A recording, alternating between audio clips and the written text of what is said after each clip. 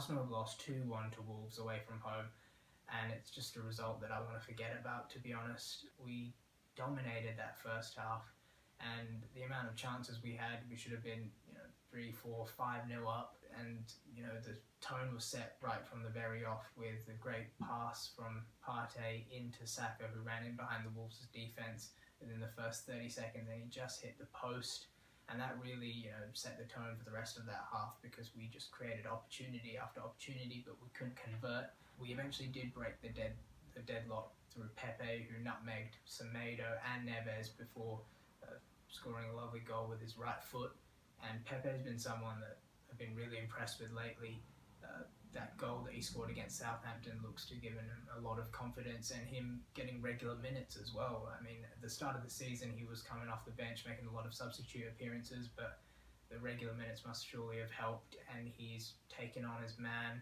He's not making people for fun, and he's been someone that's been really exciting to watch the last few games. We were in complete control, but the game turned at the stroke of halftime as David Luiz was drawn out of position.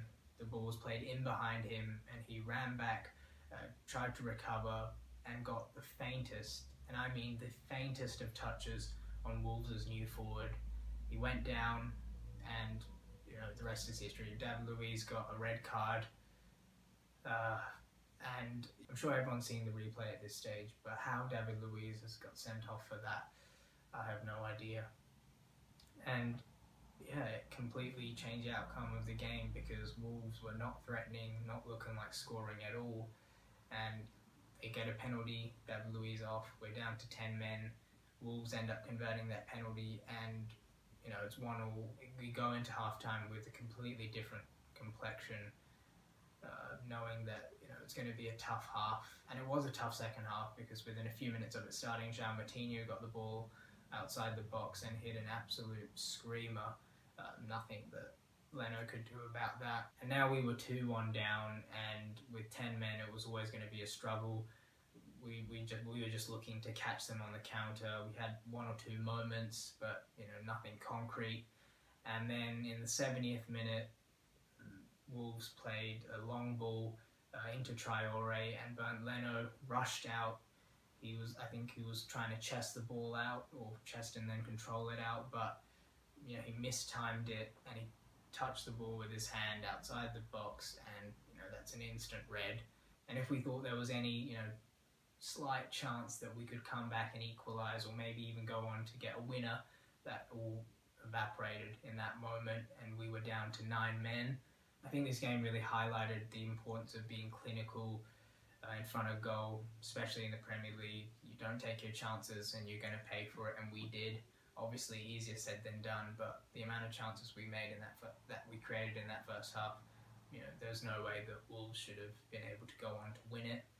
The quality of refereeing in the Premier League, I know that's been brought up in many a game this season, but I think this game again highlighted how awful it is at times. And lastly, the result was frustrating, because we were playing a Wolves side who been pretty woeful recently. Their last win came way back in December, and they've been struggling. So with our unbeaten record of 7 games in the Premier League, I thought this was the perfect fixture for us to keep that going, and it did look like that in the early stages, but it wasn't to be. And hopefully we've learnt some lessons from this in trying to take those chances, and I did see a lot of positives in that first half. The link-up play from Lacazette, Thomas Partey completely controlling that midfield, Xhaka with some good interceptions, and Pepe, drifting past players and getting into good positions. Saka, could have got a hat-trick.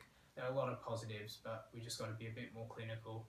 But these results can happen, particularly with the season that we're currently in, where you get shocks on a regular basis, but onwards and upwards to the next game.